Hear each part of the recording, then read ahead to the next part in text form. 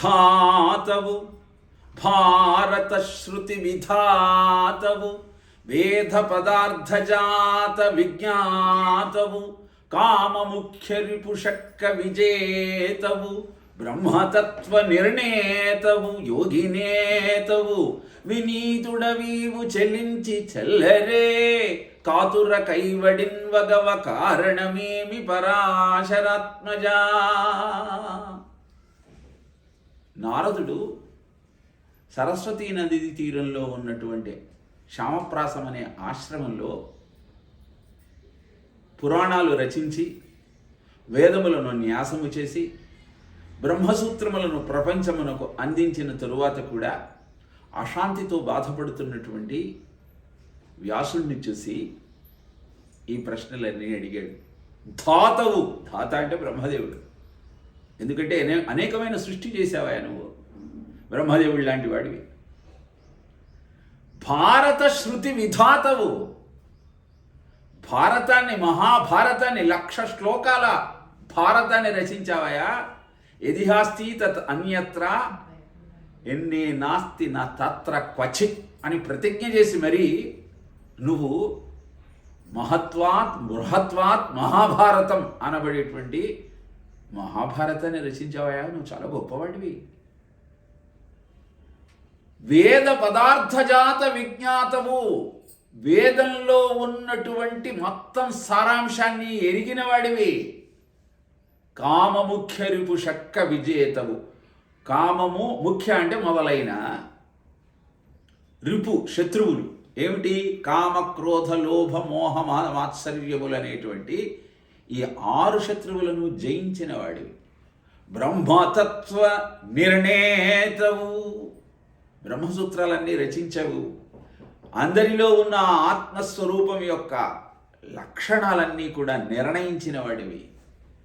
జీవాత్మ, జగత్తు, పరమాత్మ అన్నటువంటి ఈ చర్చ మొత్తము నీ రచనల ద్వారా లోకానికంతటికీ అర్థమయ్యి బ్రహ్మతత్వం ఏమిటో తెలుసుకోగలిగారు.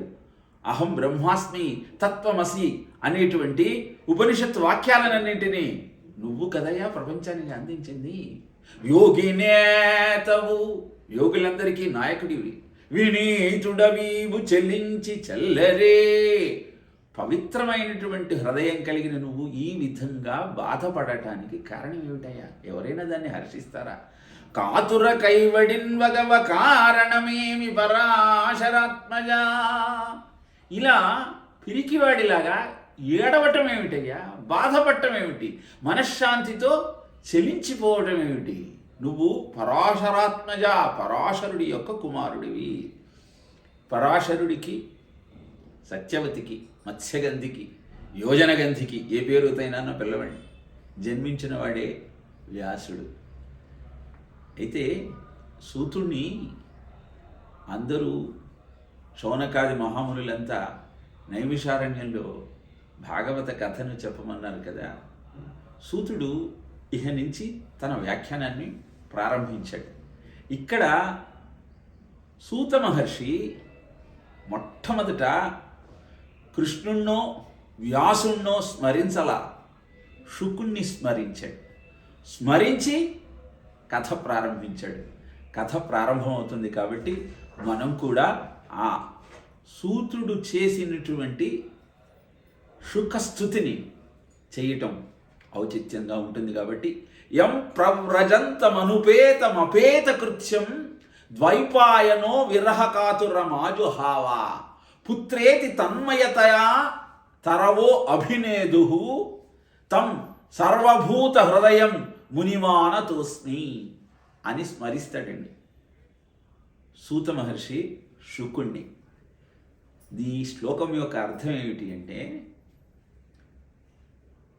విరాగి బ్రహ్మజ్ఞాని అయినటువంటి శుకుడు అలా వెళ్ళిపోతూ ఉంటే వెనక నుంచి వ్యాసుడు శుకా శుకా అని ఆర్తిగా పిలుస్తూ ఉంటే, అందరిలో ఉన్నది ఆ పరమాత్మయే, ఆ బ్రహ్మమే అన్న భావన కలిగినటువంటి బ్రహ్మజ్ఞాని అయిన శుకుడు అలా వెళుతూ ఉంటే శుకుడి బదులు ఆ చెట్లు పుట్టలు గిరులు తరులు అన్నీ బదులు పలికాయట, ఓ ఓ అని.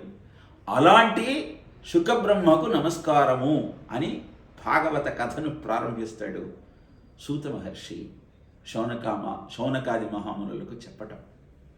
ఎందుకని ఈ శ్లోకాన్ని మనం చెప్పుకోవాల్సిన అవసరం ఉన్నది అంటే ఇదే భాగవతం యొక్క అంతరార్థం. ఏమిటి అంటే, ఇన్ని రచనలు చేసినటువంటి వ్యాసుడు వెళుతున్నటువంటి పుత్రుడి మీద ఆసక్తితో, ఆకాంక్షతో, మమకారంతో పుత్రా పుత్రా అని పిలుస్తూ ఉంటే,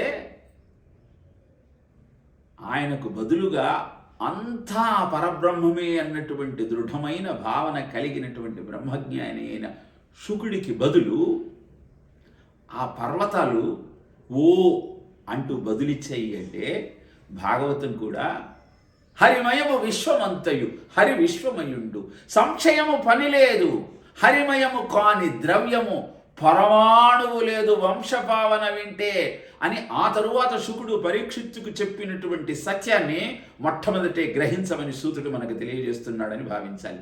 అందుకే ఈ ప్రార్థనా శ్లోకంతో శుకుణ్ణి స్మరించి సూతుడు ప్రారంభించాడు. నిజానికి సూతుడికి భాగవత కథను చెప్పింది వ్యాసుడు, కానీ ఆయన స్మరించింది శుకబ్రహ్మను. అందుకే మొట్టమొదటే మనం చర్చించుకున్నాం, ఎవరు గొప్ప వక్త, ఎవరు గొప్ప శ్రోత అంటే శుకబ్రహ్మ గొప్ప వక్త అని చెప్పడం జరిగింది. శుకుడు గోచియులేక పైదన్న చూచి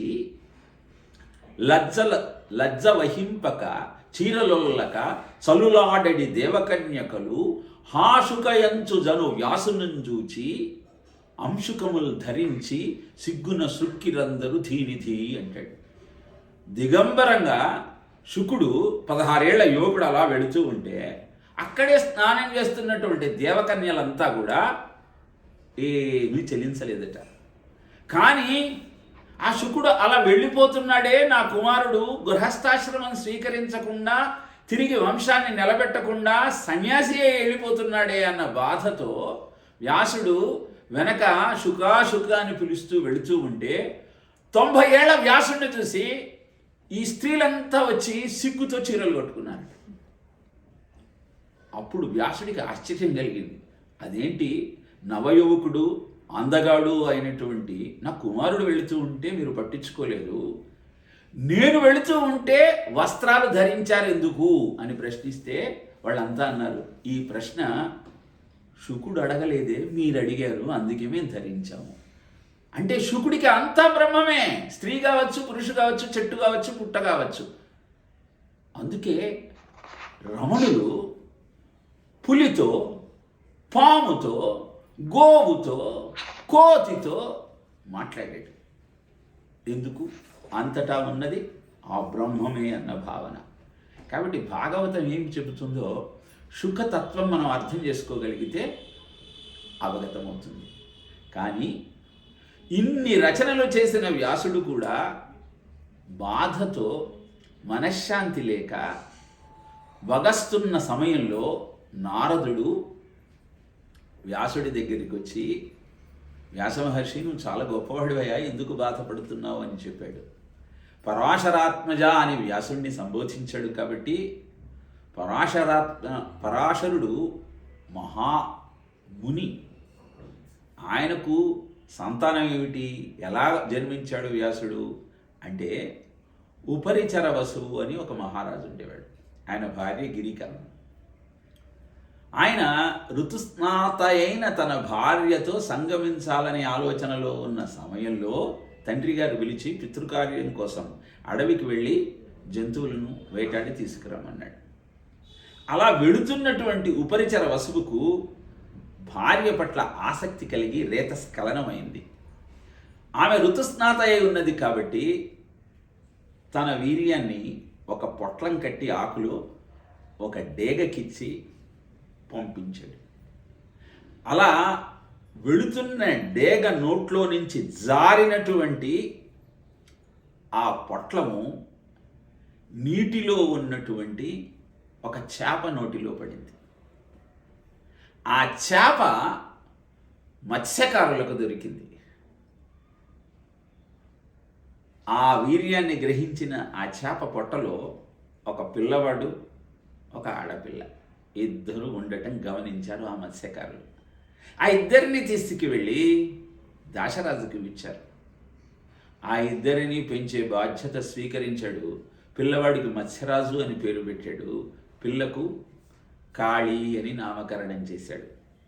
ఆ కాళీ చేప కడుపులో నుంచి వచ్చింది కాబట్టి ఒంటి నుంచి మత్స్య వాసన వస్తూ ఉండేది, చేపల కంపు వస్తూ ఉండేది.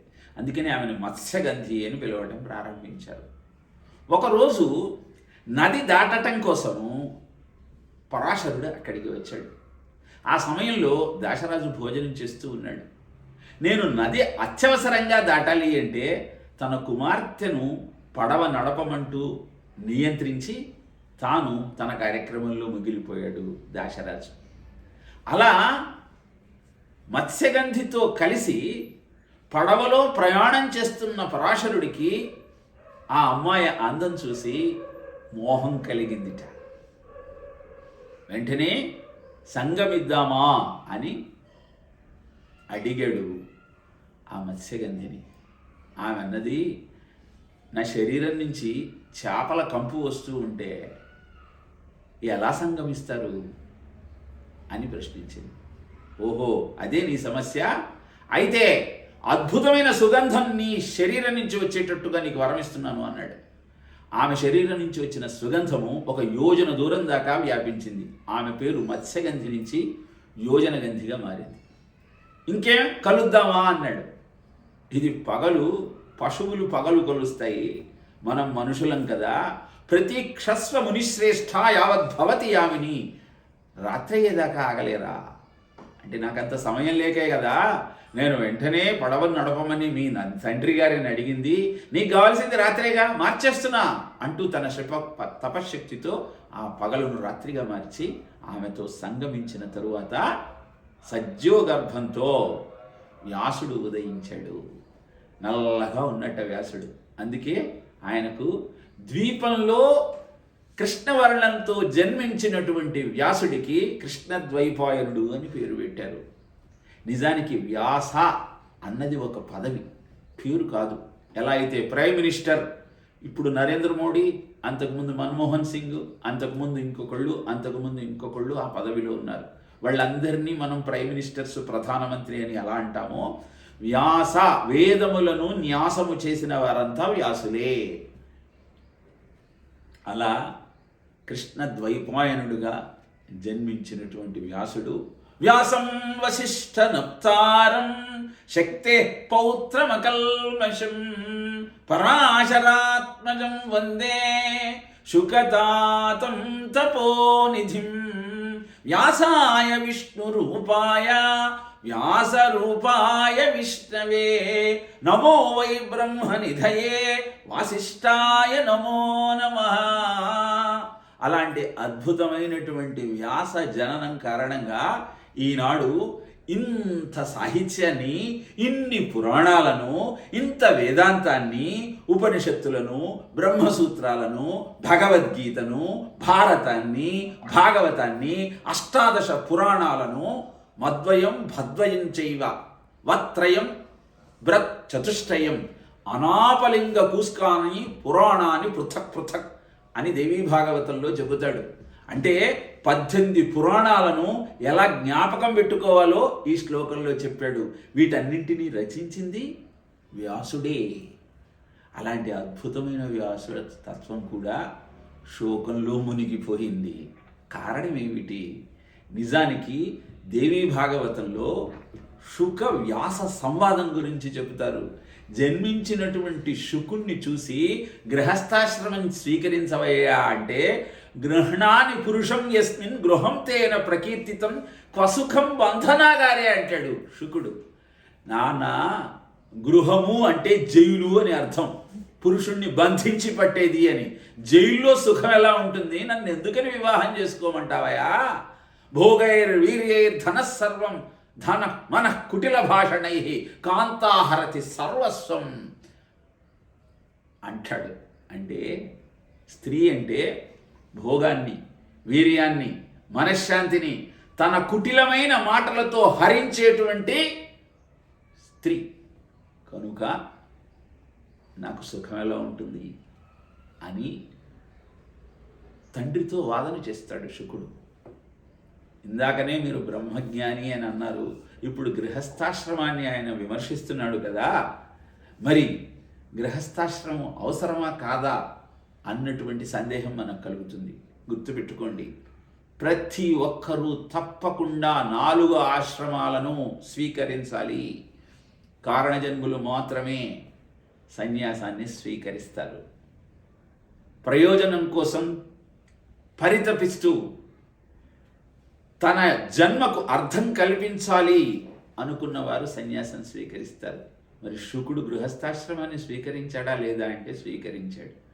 ఎప్పుడు జనకుడి దగ్గరికి వెళ్ళి వచ్చిన తరువాత తాను ఎంత చెప్పినా శుకుడు వినటం లేదని జనక మహారాజు దగ్గరికి పంపిస్తాడు. ఆయన కూడా విదేహ వంశానికి చెందినవాడయ్యా, రాజర్షి, దేహంలో ఉన్నా కూడా దేహ భావన లేనివాడు, కాబట్టి ఒక్కసారి జనక మహారాజు దగ్గరికి వెళ్ళమంటాడు. జనక మహారాజు వచ్చిన శుకుణ్ణి చూసి ఎందుకు వచ్చాడో గ్రహించి అక్కడున్న బ్రాహ్మణోత్తములందరితో రాత్రి మా ఇంటికి విందుకు రావాలి మీరు అన్నాడు. బ్రాహ్మణులంతా విందుకు వచ్చారు. బ్రాహ్మణ భోజన ప్రియా అని కదా. అలా భోజనానికి కూర్చున్నటువంటి ఆ బ్రాహ్మణుల నెత్తి మీద ఒక పదునైన ఖడ్గాన్ని వేలాడదీశాడు.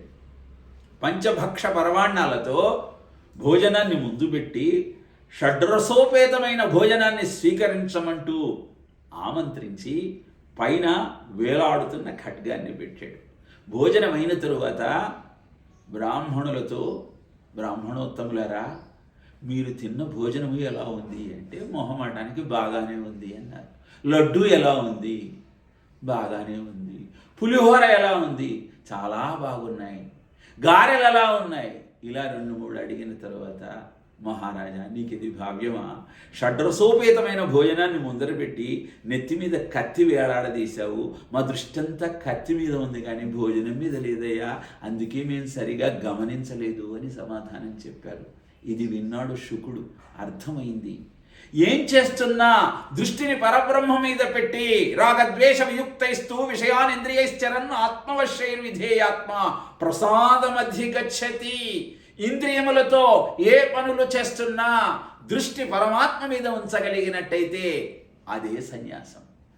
అందుకే గృహస్థాశ్రమాన్ని స్వీకరించాడు అని దేవి భాగవతం తెలియజేస్తుంది. వ్యాసుడిని పరాశరాత్మజ అని కీర్తించిన నేపథ్యంలో పరాశరుడి గురించి, వ్యాసుని గురించి, వ్యాసుని పుత్రుడైన శుకుని గురించి తెలుసుకోవటం మన ధర్మం కనుక ఆ వివరాలనన్నీ మీ ముందు ఉంచాను. ఇలాంటి వ్యాసుడు పరాశరాత్మజుడు అయినప్పటికీ కూడా శోకంలో మునిగిపోయినటువంటి వ్యాసుని యొక్క మన తాపాన్ని గమనించిన నారదుడు అక్కడికి వచ్చి అడుగుతూ ఉన్నాడు. ఏమని?